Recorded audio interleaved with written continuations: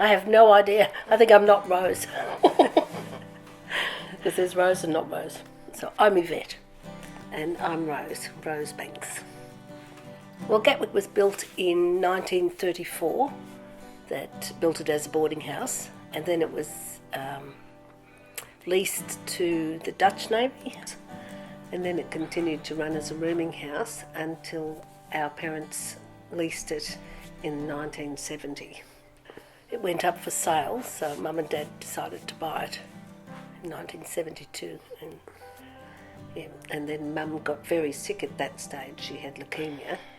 So Dad got us out of school early so that we could give him a hand to run the building, which was a marathon effort when you were 14.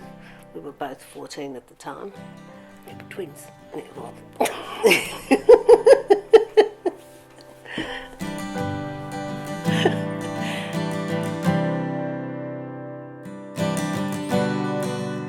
then as we've grown up, Mum and Dad were always the role models of what to do and what not to do.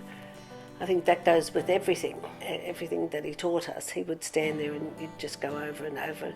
And even how to judge people. You know, he taught us, again, the differences of what to look for and how to handle situations that might arise when you're talking to people, or if a fight breaks out or whatever should happen. He was always there to show us how to deal with those sort of situations. But he died when he was 52, so that's already 35 years ago. So then after he died, Mum ran it pretty much on her own, because with Yvette, of course. Yvette was always here. My mother was an amazing woman. She was a little woman, but she just seemed to hold so much. Actually, Mum was, I think, very much like Rose. She was very strong and very strict, I think. Yeah, very strict. Yeah, she had her ways of doing things. I remember once some fellow came up and said he was lying in the gutter down at Mary Street, which is just down the street here, and it was raining, and I remember Mum had kicked him. She had tried to wake him when he was asleep, but he would have drowned in just the rain water coming down the gutter. And she kicked him, and he said, go away. And then she kicked him again. He said, get up. And she kept annoying him. And then he finally got up and he chased her all the way down from Mary Street to Gatwick. And once she got him in the door, then she gave him a blanket in a room and said, all right, now go to sleep, and then we'll talk about it when you wake up.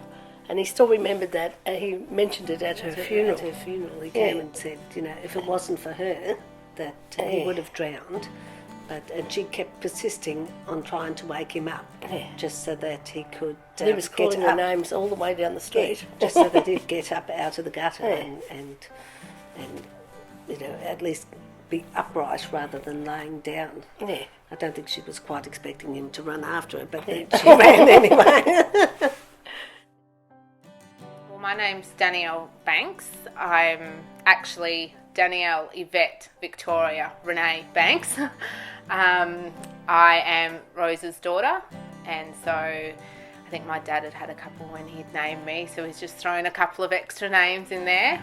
Growing up was interesting, to say the least. A lot of the residents who we grew up with, like the males, used to play a very strong sort of like father figure almost, and make sure we stayed in line. I think I almost copped it when I got my first tattoo. And a few of them saw that, so that didn't go down too well. And it was a whole sort of group intervention where like a lot of, look at our tattoos, this is what you're going to end up looking like, do you want to look like us, and all the rest of it. So they always stepped in and played a bit of a parenting role for us, always watched out where we were going and kept an eye on us. And so my name is Donna, and I am Yvette's daughter, and I basically grew up here at Gatwick. So my first few years, when I was a toddler, I actually was raised at Gatwick. It was myself, my brother, and Mum and Dad. And my upbringing was, I think, very different to most children. We saw, a lot of things that I think most kids don't see these days. It was wonderful. Actually, my kids always said that it was like having 100 babysitters. Because some of the residents would take the kids for a walk, and some of the others would be looking after the kids while you're doing your cleaning or something. But we never had an issue, I don't think. And for the kids themselves, it taught them a few valuable lessons in life on how to never judge a book by its cover, for sure. Yes, I think that's the most important point. Mum's always respected people. She understands everybody has a past, a present and a future, and she's always tried to be a part of all of those things, I guess. She's sort of looks after them while they're here and tries to hope, tries to make sure that their future is better for them once they leave. And I guess as a family we sort of take all of that on board and realise that's something that we should all be doing. Hello, my name's Ivan Palmer. I've resident of 3 weeks ago that I left here, and I've been moved, placed in Seaside Lodge, which is run by Secure Housing, and now I've just recently moved by the Housing Association to East Malvern. And I came to the Gatwick. I was living in East Bentley, and I was sharing a house with 3 people, and then I went overseas to New Zealand to look for my younger brother, who's my mum was unwell at the time, and she wanted to make contact with her sons. So I flew to New Zealand and couldn't find him. But when I came back, my house had been trashed and everything had taken, and that was always going to be temporary, but it ended up being longer, and it ended up being 4 years almost. So I've been here that long, 4 years. Hi, I'm Maria. I lived there for 18 months, and I went there. I was a little bit nervous about going there because of the reputation, but I had actually nowhere else to go. The rooming house I had been living in with another person, he got evicted, and there was just nowhere to go. And I went to the Gatwick, and it was lucky that they had space for me. So I felt very privileged to be able to get in there in a way, because it was a safe place. It meant that I didn't have to stay in a park. It just meant I had a place to stay. Well, my name's Michael. I've been at the Gatwick this is my 7th year, probably a little bit more. And I've known the girls for, be over 30 years, 35 years. First time I stepped into here, I was about 17. Stayed for 3 weeks and then moved on. Did the manly thing, met the wife, had the kids, got the divorce, and I needed a place to stay. And they needed somebody to work, but it was all very minor at the beginning. It's, I used to clean rooms and shampoo carpets, and then they needed somebody to work 1 night a week. So I took on 1 night a week, and in over 7 years it's gone from 1 to 5 nights a week. Eventually we developed a little community. There was people who've been a long time, which you get to know, and then you got the people who've been there just overnight. But you'd always introduce yourself, because if you ended up on the 3rd floor, you of some good, your good character or something, to people there by the girls, they saw something good in you, you've ended up on the 3rd floor. I've always said that when it was full, the Gatwick is its own suburb. It really is. It should have its own zip code. I think my favourite is probably the hallways, because they're just so wide. They're beautiful wide hallways. And when you think about it, you think of people talking to each other, just sort of like doorway to doorway.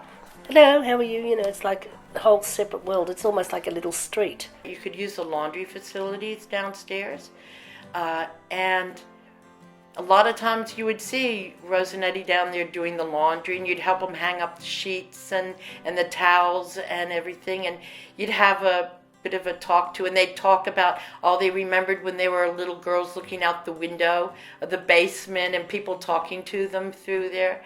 It was nice. That was a real sense of community, of belonging. I should tell you one about this $5 note that I lent somebody. I came in one day and there must have been 10 people standing in the office, and it was there. And as I walked in, she said, "Oh, can I borrow $5?" So I gave her $5, who she lent to somebody at one end of the office, and then somebody standing at the other end of the office said, "Oh, don't forget," to this fellow, say Joe, "don't forget you owe me $5." So he gave that fellow the $5. And then somebody on the other side of the room said, "Oh yes, but I bought you a pie or something yesterday, so you owe me $5." So then he gave the $5 to this fellow, and this $5 just zigzagged crisscrossed across the room. Yeah. And the office is narrow, so it was one person here, one person here. So the $5 was going left, right, centre. And then we ended up back in Rose's pocket anyway. Yes, because the last person that had it said, "Oh, well, I owe Rose $5, so everybody left the office really happy. Yeah. All their debts were paid. Yeah, that was There's like 12 debts. Yeah, 12 debts had been paid. Yeah. So they all, and I was happy. I got my $5 back. I felt kind of sad when I had to move out of the Gatwick. But Rosie and Eddie were really excited about it. They helped me move. They said, "You can take any bit of furniture that you want," because they knew I was moving into a place with nothing. And, they helped me move. They took time out to help me move to my housing unit where I am, an older person's high-rise in Paran. Well, I think as much as it's the roots of our family, our family isn't just blood. It's people we've grown up with. It's people that my mum and auntie and my grandmother have helped shape the lives of so many, who in turn call us family. It's not just like a term of endearment, sis or aunt or anything. It's what they think of us. So our family network is so huge, and everyone just seems to, like, this is home for so many people. It's home, home is where the heart is. It's more than four walls. It's really just what the amount of experiences that people have had here. It just sort of shapes you as a person and teaches you how to live your life and how to treat others, depending on what you've seen and what you've experienced yourself. So yeah. All anybody ever hears about are the ones that are not quite, that are creating havoc, but nobody ever talks about the ones that are The doing good well. ones. Yeah. And that's basically why we stay, is because the success that you feel is not in what happens at the end of the week. It's every day. It's like somebody will come back and give you a little story about, "Oh, look, I've just, got my job. I've been there already 2 years and whatever." Yeah. I think that's what our reward is. Yeah. Our reward is people coming back to tell us something that they've done, to share something with us, and that, and I think that's what keeps us here, is knowing that we've done some measure of good for someone.